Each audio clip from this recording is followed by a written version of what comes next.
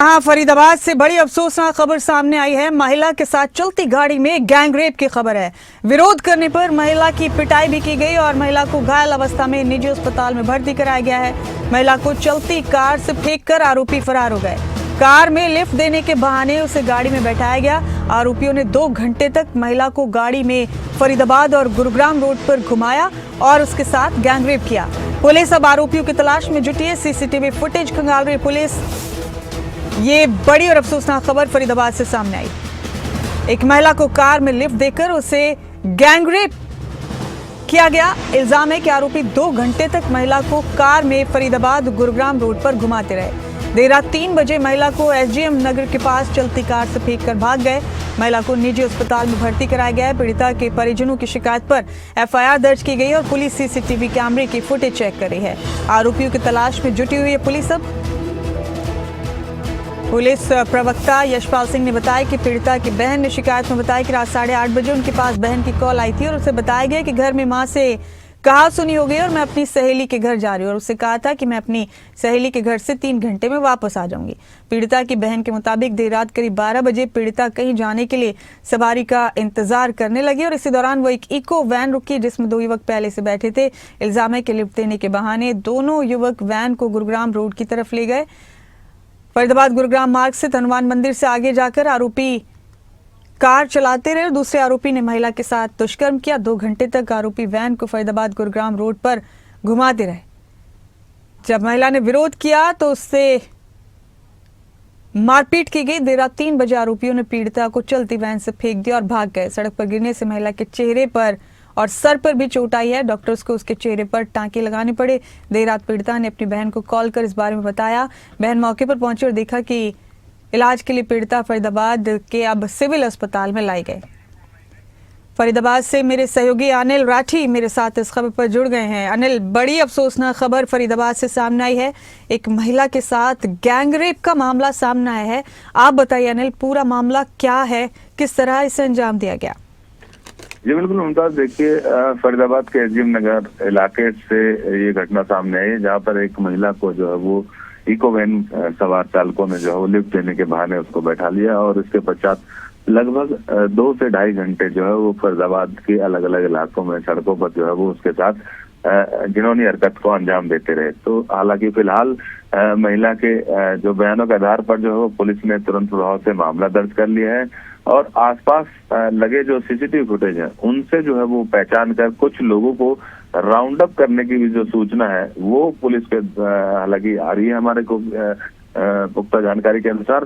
और जल्द ही जिस तरीके से क्योंकि पुलिस इस पूरे मामले को लेकर प्रेस कॉन्फ्रेंस कर खुलासा करेगी कि आखिरकार कौन वो लोग थे, कहाँ के रहने वाले थे, लेकिन जिस तरीके से इससे जिन्होंने हरकत को अंजाम दिया गया है मुमताज, साफ जाहिर है कि कहीं न कहीं अपराधियों के अंदर जो पुलिस का खौफ था वो कहीं न कहीं दिखाई नहीं दे रहा, जिसके चलते उन लोगों ने इस तरीके की जिन्होंने हरकत को अंजाम दिया। मुमताज जी अनिल, बहुत शुक्रिया मेरे साथ जुड़ने के लिए इस खबर पर। और मेरे साथ ऐसी खबर पर मेरे सहयोगी राजा पटेल सीधे जुड़ गए हैं। राजा का रुख भी करते हैं। राजा, खबर फरीदाबाद से सामने एक महिला के साथ गैंगरेप की खबर थी। हमारे सहयोगी अनिल राठी ने तमाम तफसील दी है हमारे दर्शकों को, लेकिन राजा, जुर्रत और हिम्मत अभी भी लोग इस तरह कर रहे हैं। कानून व्यवस्था सख्त की गई है, 0 टॉलरेंस है कानून तोड़ने को लेकर भी, लेकिन इसके बावजूद ये जुर्रत किस तरह से जुटा पा रहे हैं इस तरह के लोग जो एंटी सोशल एलिमेंट्स इन्हें कहा जाएगा, कि एक महिला के साथ गैंगरेप करते रहे, बाद में उसे फेंक कर चले गए। आप बताइए राजा, ये कहानी दरअसल है क्या? उसे फेंक कर चले गए। राजा, ये तो देखिए, बेहद घिनौनी ये हरकत है और ऐसे में जिस तरीके से ये खबर जब निकल कर सामने आई तो फरीदाबाद के लोगों में भी काफी गुस्सा देखने को मिल रहा है, क्योंकि महिला के साथ गैंगरेप किया गया। वो मजबूर महिला, क्योंकि उसकी बहन बता रही है कि लिफ्ट मांग रही थी, कोई साधन नहीं था, इसलिए वहां पर जो इको गाड़ी खड़ी थी वहां से लिफ्ट मांग रही थी घर जाने के लिए। अब ऐसे में कितना नाजायज जो फायदा है वो इन लोगों ने उठाया है। बताया जा रहा है कि 2 लोग इस गैंगरेप में शामिल थे। पुलिस इस पूरे मामले को लेकर एफआईआर दर्ज कर चुकी है और जल्द गिरफ्तारी की बात कर रही है। पर महिला की बात करें जिसके साथ ये गैंगरेप हुआ, उसकी हालत बेहद खराब है, नाजुक बनी हुई है, निजी अस्पताल में भर्ती है। क्योंकि गैंगरेप के साथ साथ जो परिजन आरोप लगा रहे हैं कि उसके साथ मारपिटाई भी की गई और सर में जो है काफी ज्यादा चोट है उस महिला के। अब ऐसे में निजी अस्पताल में इलाज चल रहा है। पुलिस ने जो परिजन है उनके बयान दर्ज कर लिए हैं और पुलिस पूरी तरीके से छानबीन कर रही है। पर जीरो टॉलरेंस की हम बात करते हैं और महिला की सुरक्षा की लगातार जो नारा सरकार दे रही है, उसके बावजूद आए दिन रोजाना ये खबरें देखने को मिलती हैं। और ऐसे में दिल्ली से सटा हुआ फरीदाबाद है और अब क्योंकि आज जिस तरीके से इसको लेकर पुलिस छानबीन भी कर रही है और पूरी जो ये वारदात थी कल देर रात की, यानी कि करीबन 12 से लेकर 3 बजे तक इस महिला को सड़क पर घुमाया गया, इसके साथ साथ गैंगरेप किया गया। और जो जानकारी है और जो पुलिस बता रही है कि फरीदाबाद से लेकर जो गुरुग्राम पहाड़ी है, यानी कि जो गुरुग्राम के रास्ते पर इस पूरी महिला को घुमाया गया, वहां के भी सीसीटीवी फुटेज जो है पुलिस खंगालती भी नजर आ रही है और पुलिस इसकी जल्द गिरफ्तारी की बात करती हुई नजर आ रही है। पर बेहद झकझोर देने वाली ये खबर कल देर रात फरीदाबाद से देखने को मिली। जी जी बिल्कुल राजा, ताज्जुब होता है इस बात पे भी कि 2 घंटे तक महिला के साथ वारदात को अंजाम दिए जाता रहा, गाड़ी को घुमाते भी रहे ये लोग और उसके बाद फिर फेंक कर चले गए महिला को। एक तो जुर्रत गैंगरेप की, फिर इस तरह से महिला को जख्मी हालत में फेंक कर भी चले गए। मुझे लगता है राजा, कानून व्यवस्था पर जितना सख्त होने की बात हम करते हैं, अभी भी उस सख्ती का कोई खौफ, कोई डर इस तरह के लोगों को है नहीं जो बेखौफ इस तरह की वारदातों को अंजाम दे देते हैं।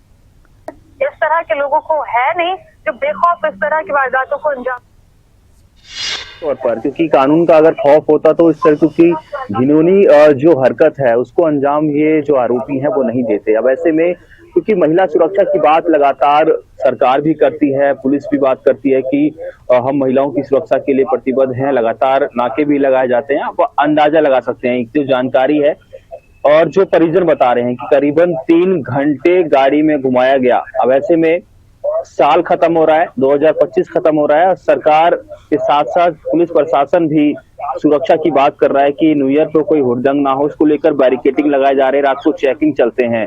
जो लोकेशन परिजन बता रहे हैं, जो इस लड़की की बहन बता रही है, बीके चौक, यानी कि उस चौक से लेकर और गुरुग्राम तक क्या पुलिस का एक भी नाका नहीं था, ये भी सवाल उठता है। क्या पुलिस की कोई भी जिप्सी वहां पर नहीं घूम रही थी सड़कों पर, क्योंकि पुलिस लगातार रात को गश्त करती है, ये भी एक बड़ा सवालिया निशान है। इस लड़की को पूरी रात घुमाया गया, इसके साथ घिनौनी हरकत की गई, उसके बाद चलती गाड़ी से फेंका गया, तो ये भी पुलिस की कार्यप्रणाली पर सवाल उठाता है कि इतना लंबा रूट और 3 घंटे गाड़ी में इस लड़की के साथ बदतमीजी घिनौनी हरकत इन लोगों ने की, उसके बावजूद भी क्या कोई नाका रास्ते में नहीं मिला, क्या कोई पुलिस की जो राइडर होते हैं, पीसीआर होती है, वो इनको नहीं मिली। ये भी एक कानून व्यवस्था के ऊपर एक बड़ा सवाल निशान खड़ा करता हुआ नजर आ रहा है। जी बिल्कुल राजा, आपने ठीक सवाल उठाया। क्या एक भी नाका नहीं था पूरे 2 घंटे में? जहां जहां से गाड़ी गुजरी, कानून व्यवस्था पर सवाल तो उठते हैं।